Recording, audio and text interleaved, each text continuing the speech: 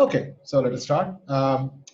Thank you everyone for joining us for the very first of many online IRyA Coloquia. I hope that everyone is safe, and I hope that you've already washed your hands before the meeting. It's my great pleasure to introduce Thavisha Dharmawardena, who, like me, is a key member of the Nearby Evolved Stars Survey team, or NES. Thavisha was a graduate student at Asia in Taipei under Siska Kemper, who was also my postdoc advisor. She worked on dust emission from evolved stars during her PhD.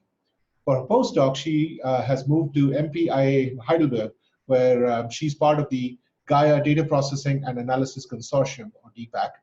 She's working with Corinne Bailey-Jones there on dust extinction in the Milky Way. Today, she's going to tell us about a project that she began during her PhD, where she used cold dust emission to trace the mass loss history in nearby evolved stars. Take it away, Thavisha. Thanks. Great. Thanks, Sundar. Thank you, everyone, for having me. So this is basically, it's a summary of all the projects I did during my my PhD, and a continuation of what I'm doing now. I've also added quite a bit of text into the slides just in case things get stuck. People have something to do. Hopefully that's okay. So my entire thesis focused on tracing historic mass loss from evolved stars using cold dust emission.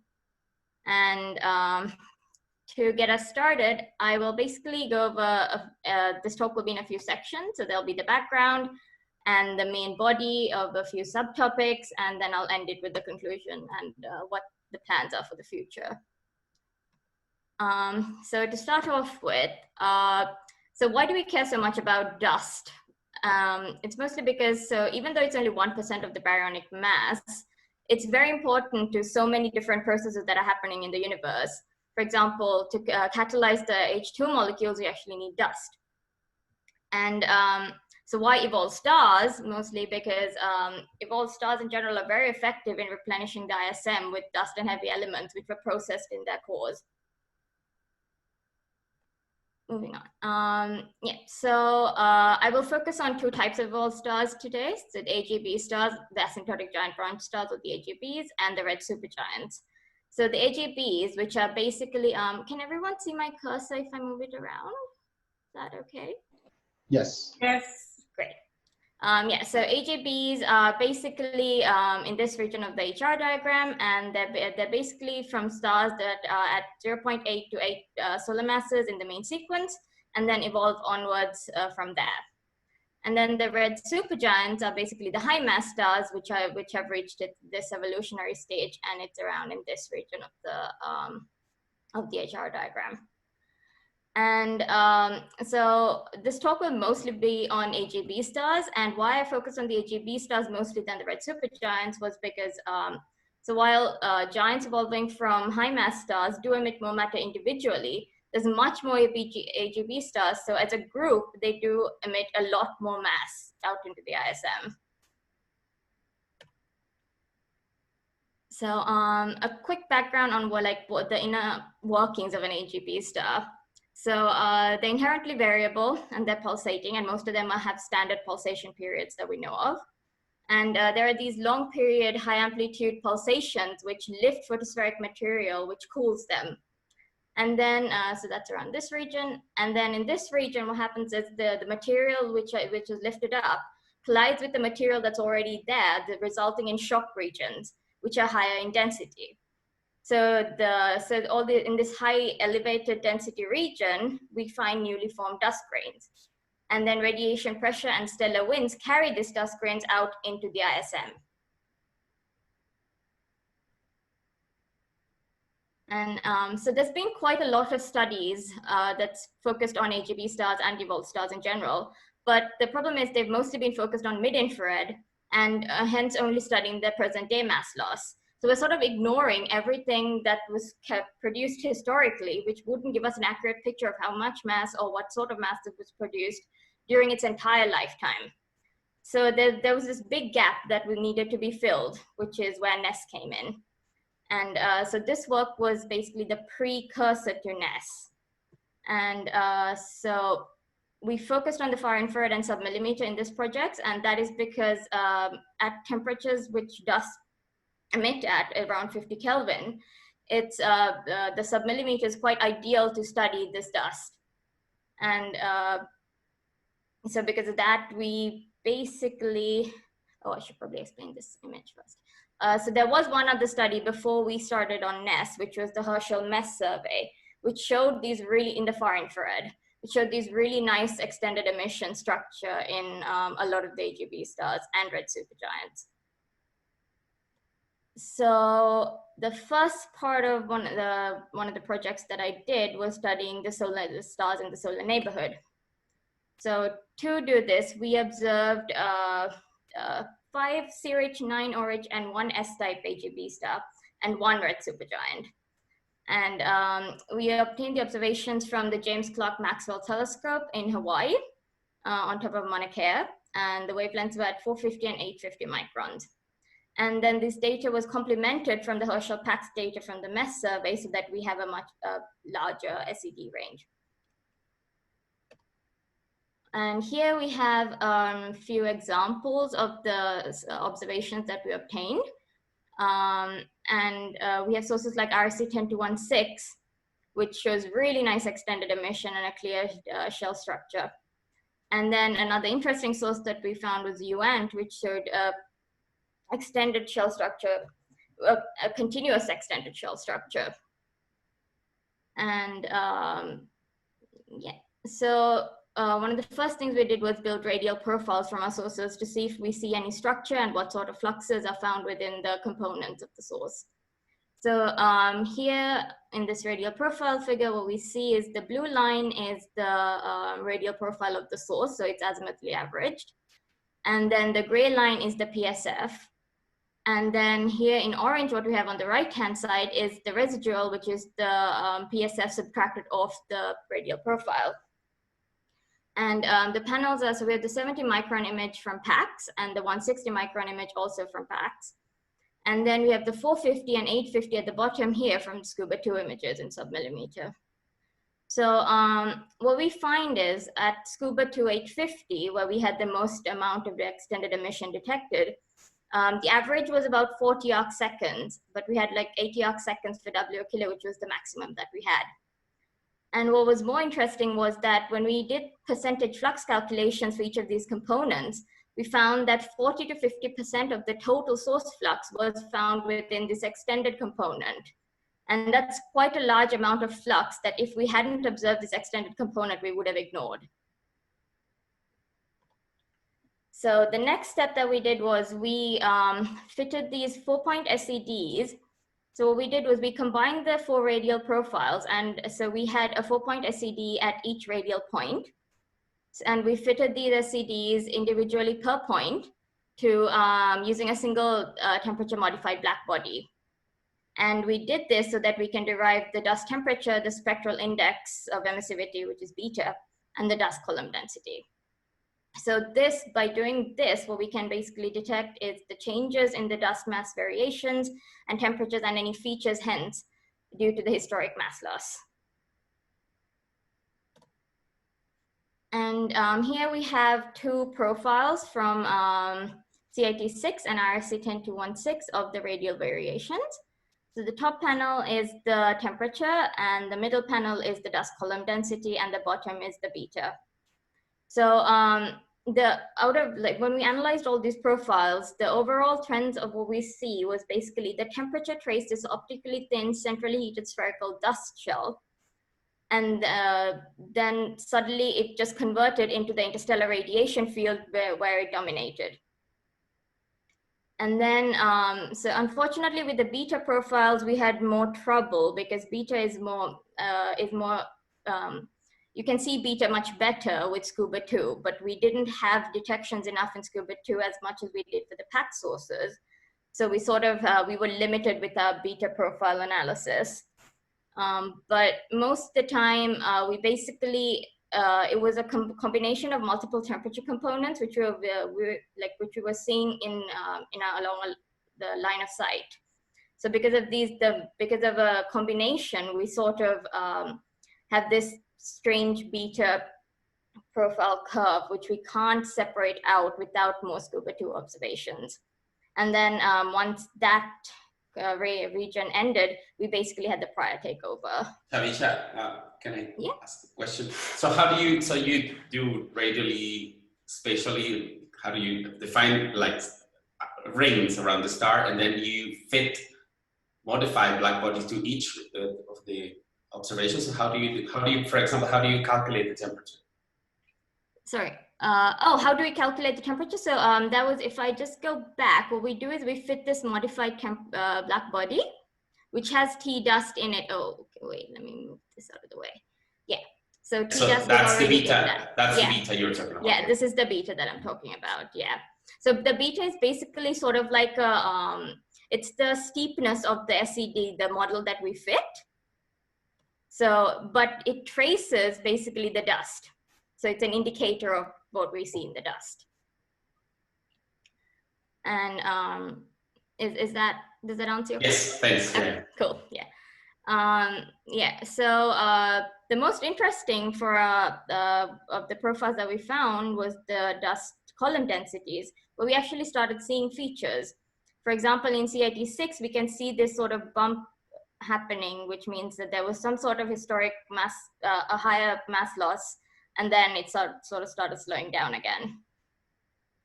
And on average, we could trace these scales, these sort of density scales, up to about 7,400 years. And another sort of investigation that we did was we wanted to see if we compare it to expanding on previous studies where we only had present day mass loss and an analysis on what that would predict as a future mass loss. And then we sort of calculate as to what we have with our total mass loss. What we find is that we have the total dust mass that we have is about 5 times greater than those determined from the previous studies in the mid-infrared, for example, from the Graham survey. So there is a significant component of dust which we detect, which wouldn't have been predicted from the mid-infrared observations.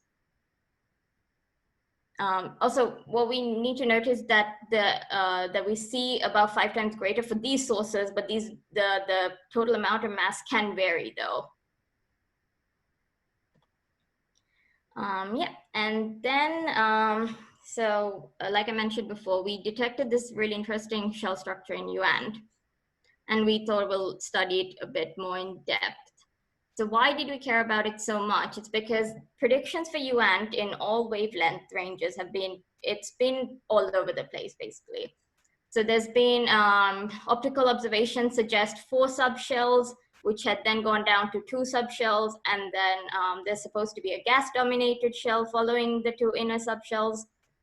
And then, but then PACS detects again this sort of continuous filled subshell. So, and then the CO observation shows this really nice concentric ring.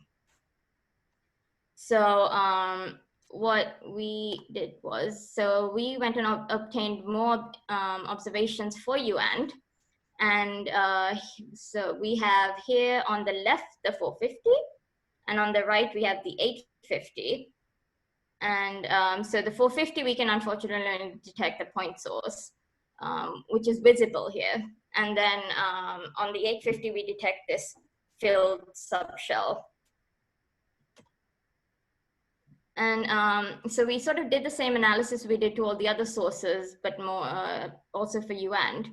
And what we see is this strange shell structure in our observation. So in PACS, we see this clear peak here, suggesting this single shell here. But then if we go down to SCUBA-2, what we see is 2 subshells, or 2 peaks. So, which I don't think it sort of indicates multiple subshells. I'll get onto that a bit later on in the talk. And in the temperature profile, we see this clear peak around where the PACS profile also peaks. And then we sort of see a continuous dust density profile. And the beta profile, again, unfortunately, was more prior dominated, and we couldn't say much. Yeah, so basically all our observations up to now showed that it was inconsistent with what's been observed before. So we used Hyperion modeling to model all these various scenarios that had been predicted with in literature and see which ones match best to our observations. So we did 4 models where the shells were basically from literature, and all the dust was put into each of these shells. And then we had 2 more models with 2 different outer radii predicted from 2 different studies, Mecca et al. 2010 and the Kirschbaum et al. 2010. And then in the 6th scenario, what we did was we had 4 subshells and then distributed the mass according to what literature, the ratios were according to what literature predicted. And here what we have is the SED. And in all the different colors, which I'm sure is not very clear for you, we have all the different colors here for each of the models. And this is the gray point is the stellar spectrum. And here we have the SCUBA-2 450 observation, and here we have the SCUBA-2 850 observation.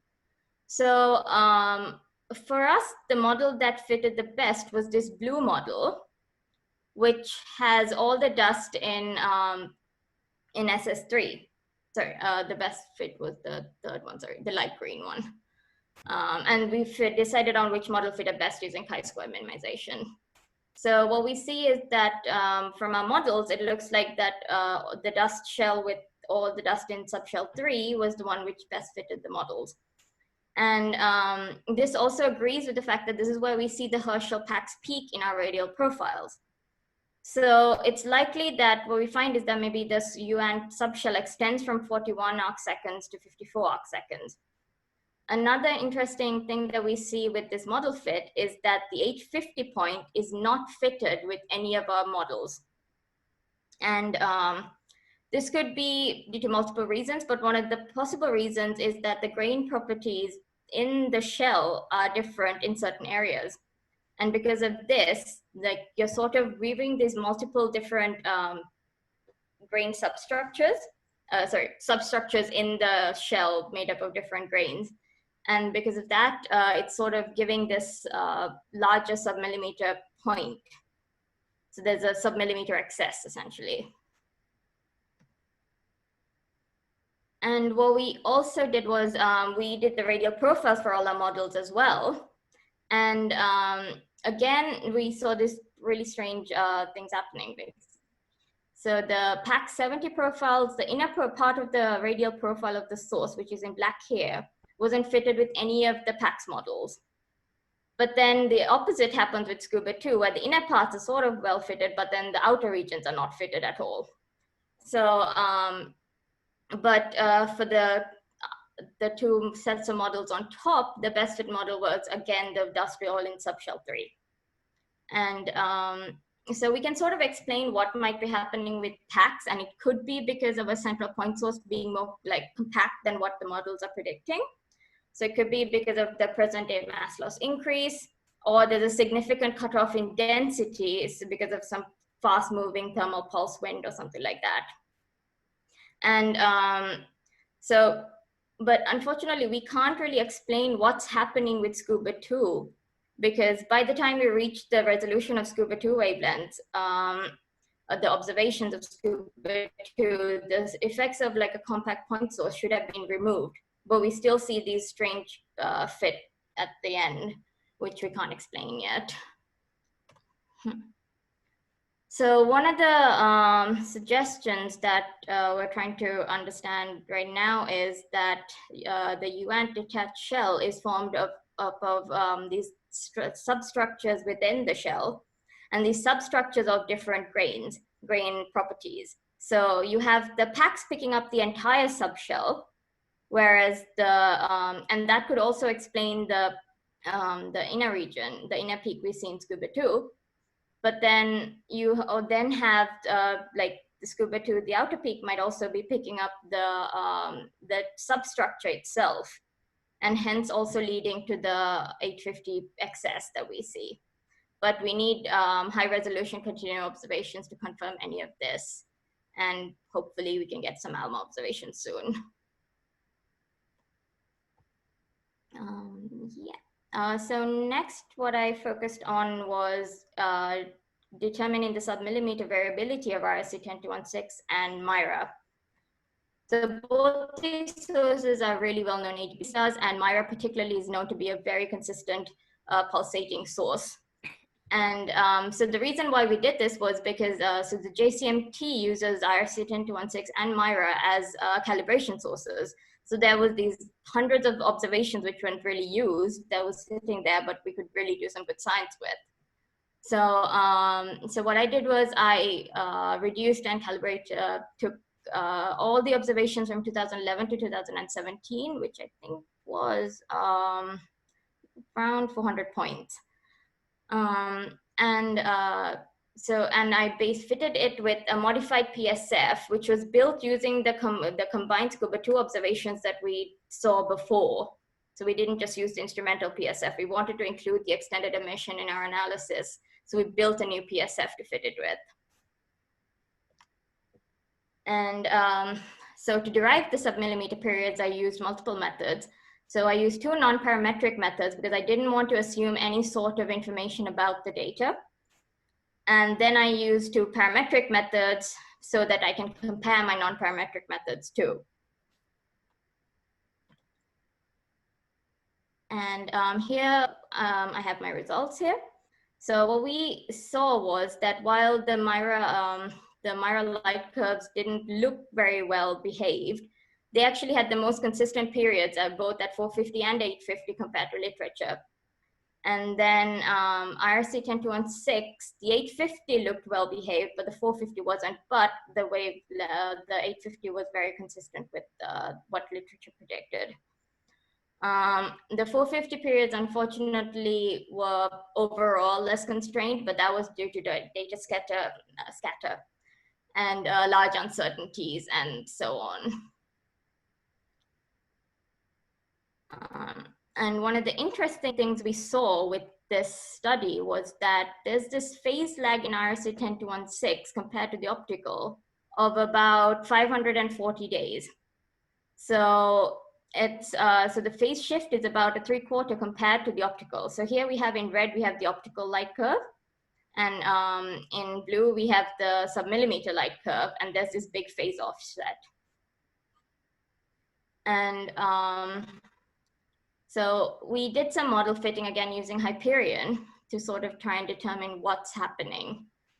And one of the scenarios that I tried fitting was that could it be dust formation and the cycle of dust formation in IRC 10216. So what could be happening is that, so we have the star at the brightest point here, and then we have the submillimeter light curve in blue and the optical light curve in orange here. And then we have the brightest point in the star here. And then when this is at its highest, then the submillimeter will be at its lowest because the dust formation when the star is brightest is at its lowest. But then gradually when the stellar brightness decreases, then the dust formation increases in the dust formation region, and hence giving rise to the submillimeter peak. And this was sort of predicted by the Blad et al. 2019 using these 3D hydrodynamical wind models called DARWIN. And here what they see is that the dust density and the stellar pulsations are off phase. And they sort of see this dust condensation radius of about 1 R star, 1 stellar radius. And so from our Hyperion models, what we find by fitting the Hyperion models and when we do the luminosity, so the dust condensation radius, again, and we have the L max in red here and the L min in blue.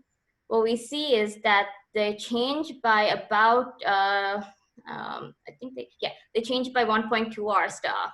So it's comparable to what Darwin found in their models. So this could mean that submillimeter observations and particularly submillimeter monitoring might be another method which could be used to study dust formation, the dust life cycle inside evolved stars, which can't be directly observed easily unless you have very high continuum observations from ALMA or something like that. So to get to the last bit of my talk, so this is something that's ongoing right now. So we were all very interested in Betelgeuse suddenly dimming, and everyone was secretly hoping for it to go supernova. I don't think anyone will not admit to that though. So Betelgeuse is Orion's left shoulder, yeah. And it's one of the nearest and brightest red supergiants, and it's very distinctive.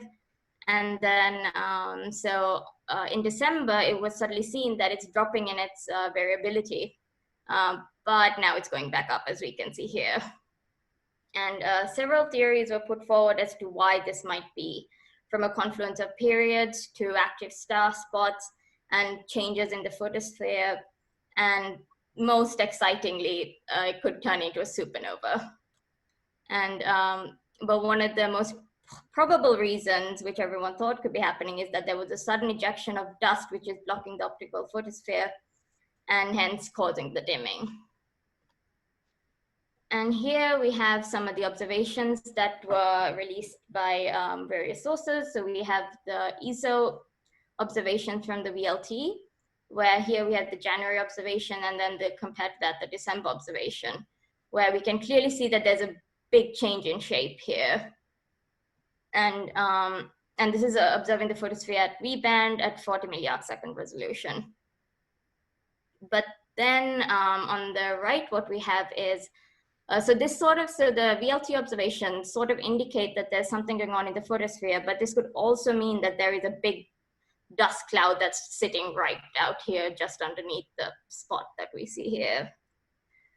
And then there was another study by Levesque and Massey, which sort of, well, they say that they see minimal temperature changes compared to in the 2020 observation compared to the 2004 observation. But I think, I mean, there's some problems with that because it was one-dimensional and an LTE model, so it didn't take any star spots or hydrodynamics into account when they fitted this model. So what we did was, we sort of went to see if this could be dust, and we submitted a DDT proposal to observe Betelgeuse in the submillimeter, so at 450 and 850 micron. And so these are some of the first observations that we got. So here we have one of the old ones from 2012, and here we have one of the new ones from March 2020. And so unfortunately, this is the last observation we have right now because of all the shutdowns and everything. So the monitoring sort of stopped. But we clearly don't see any difference in the images itself. But then what we need to remember is this is at a 14 arcsecond resolution compared to the 40 milliarcsecond resolution in the VLT observations. But when we look at the light curves, we see something very interesting. So on the left-hand side here, this panel, what we can see is, so here, these are all the 2012 observations. And this set of observations, these three observations are our new observations that we obtained from the DDT proposals. This is the 2013 observation point, which needs to be ignored because there were problems with the water vapor monitor then. But what we can see with these 3 points is that they're clearly much lower than the 2012 points. So we see a submillimeter dimming rather than an increase. And if it was dust emission, we should have at least seen the submillimeter emission consistent with the 2012 or higher and not lower. So here we have the same set of observations. Here's the 2020 observations, and these are the 2012 observations. And these are Leboka data points that we have to fill in our models for model fitting. And here we have the 450 observations and the 2012 450 observations. And the 450 observations are much lower. The magnitude by which the 450 observations have decreased is higher than the 850 observations. And here on top, we have the optical light curve for comparison. So what we think is, or at least what we can clearly see from this bit right now that we have, is that it's likely not dust. Because if it was dust, it should have been at the same level at least. Oh, someone's drawing on the screen. Yeah. Sorry about that, I'll fix that. Yeah, that's okay. Yeah, so I'll leave Sundar Square there and keep going. Yeah, so just to give a quick conclusion. So from all the studies that I've done, it sort of shows that it's important to take into account the extended thermal emission when you're doing all these calculations to particularly decide on the total dust mass in a galaxy or anything like that, in the Milky Way particularly. Because there's a significant component of dust. I'm sorry, that was my bad. Could you share your screen again? Yeah. Yeah, that's okay. Okay. Can everyone see that now? We see you. Not yet, no. Oh, okay. I might have to go out and then reconnect. Okay, 1 second. It's almost at the end, so it's okay. I should probably share that. Yeah. Yes, that's working. Yeah. Oh, okay. Let's be quick about this.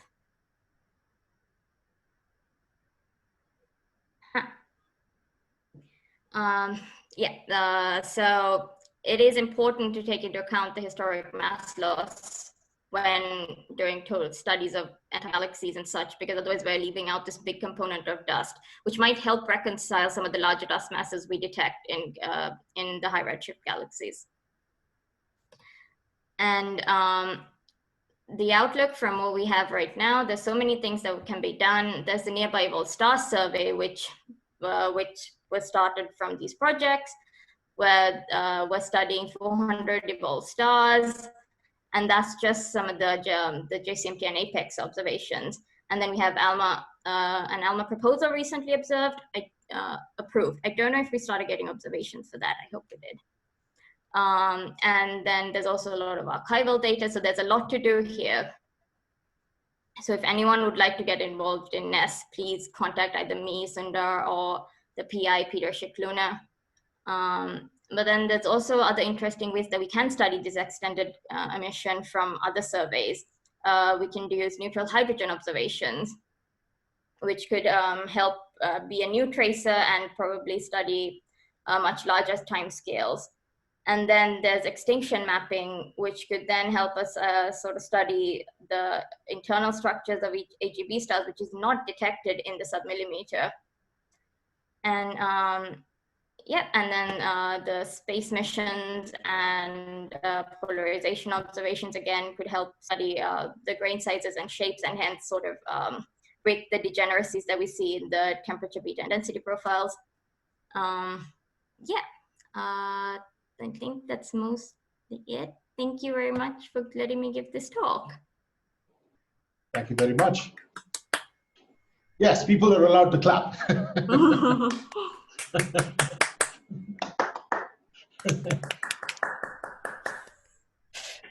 All right, all right. Well done. So if people have questions, you can click on raise hand. One person has already done that. I will wait to see if other people have any questions. If not, I can pass on. Where do you click on raise hand? Sorry? There should be at the bottom of your screen, of the Zoom screen, there should be an option to raise hand. Oh. If not, that's okay. So who is this? Okay, whenever there's a chance, I have a question. Okay, who is this? Sorry. Rosa. You identify. Rosa. Okay, Rosa. Okay, perfect. Okay, all right. So we will start with. So I guess there's Will, and then Jesus just told me he has a question, and Rosa as well. So Will, please go ahead. Yes. Okay. Thank you, Thavisha. Very interesting talk. My name is Will Henney. One of my interests is bow shocks, and I know that many of these objects have bow shocks. Are any of your sample bow shock objects? Because you've been considering spherical symmetry in your model. Yeah, so that's one of the I guess improvements that needs to happen in our models, because we assume spherical symmetry for pretty much all of them. And unfortunately, no, none of our samples have bow shocks. And I think if we did have a source, we would probably just remove the bow shock out using the spherical symmetry. So okay. Yeah. I guess you're mainly interested in dust that's closer to the star than is typical for the Bauschock scale. Yeah, right? mostly the internal structure, yeah. Yeah. So the timescales you're finding for variability in the dust properties, are these tracing like variations in the mass loss history? Have you also been taking into account changes in velocity of the outflow, or is that not something that you can discern from your?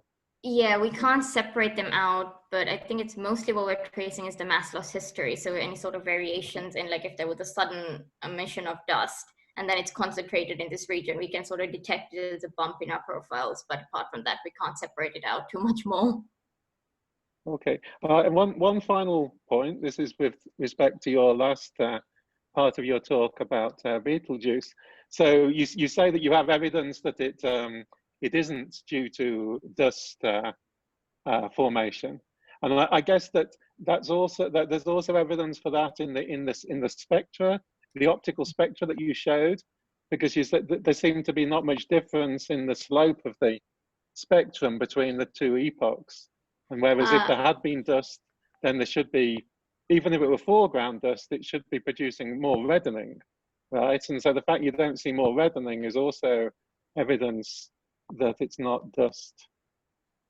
So in that case, do you have any idea what was causing the dimming?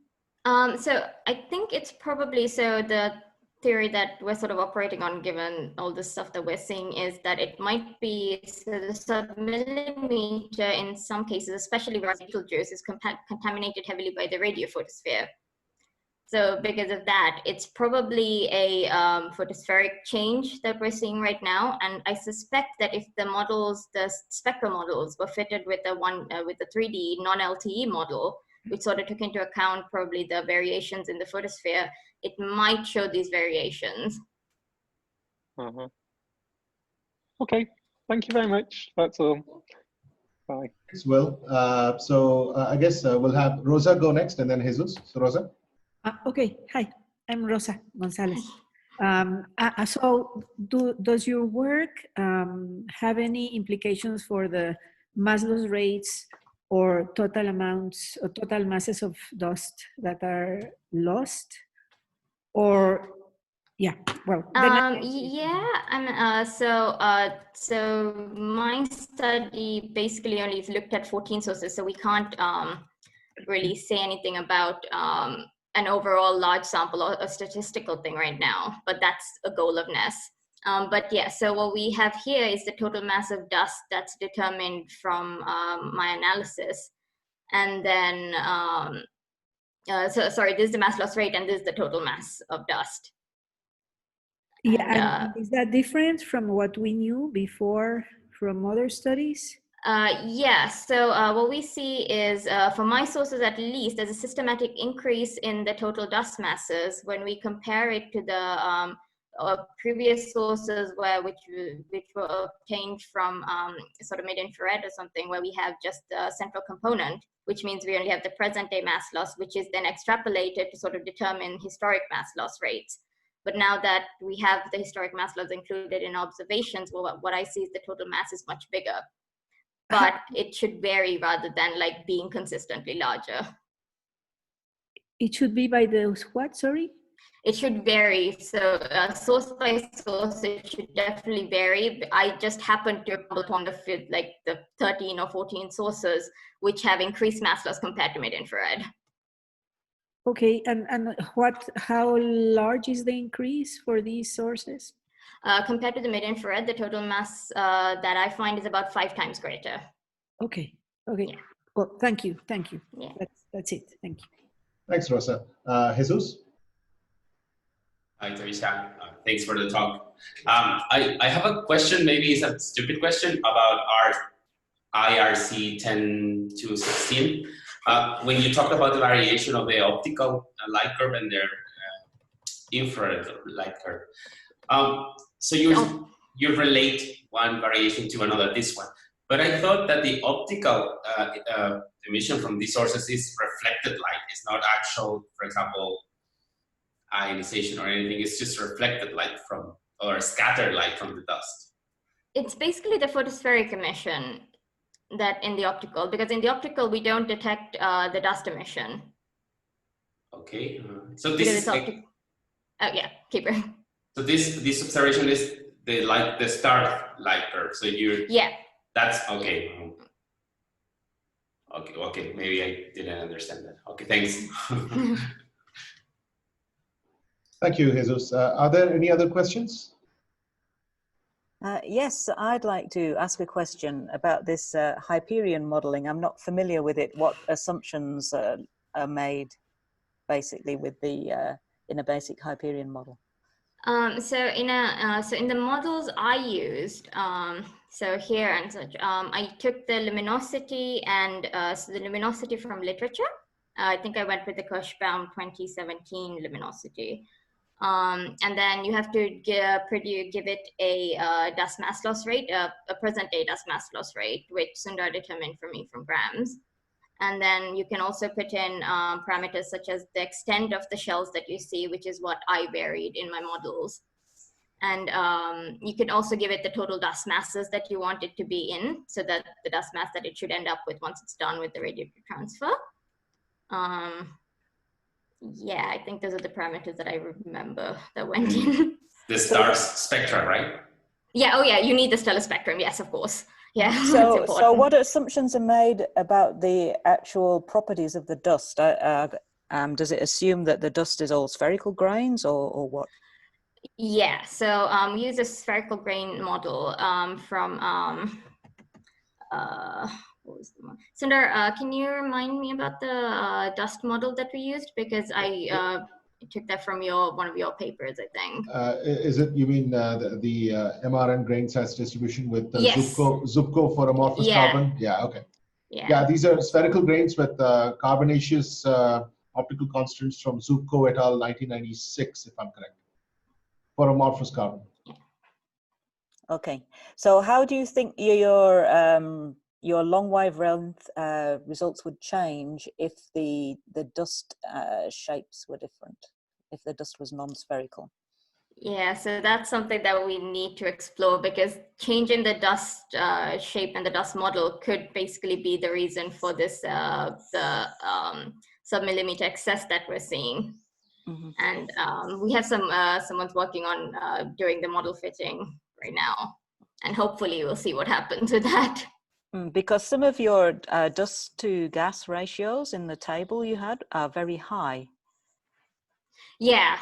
So you don't have the actual amount of those elements available to make the dust that you're predicting.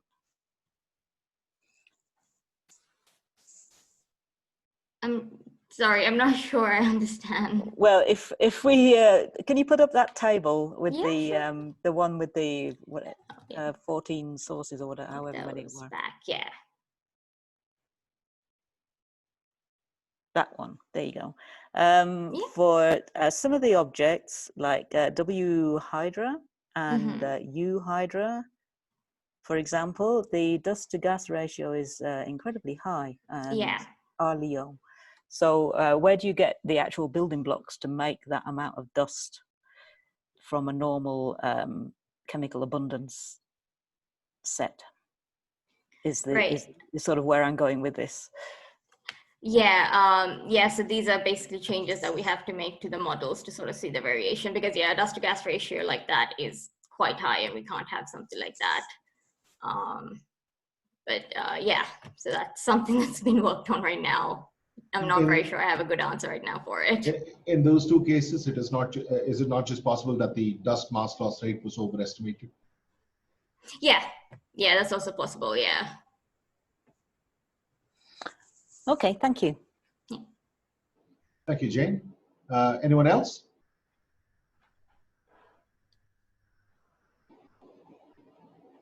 Okay, if not, let us thank Thavisha again. And thank you everyone for making this a success.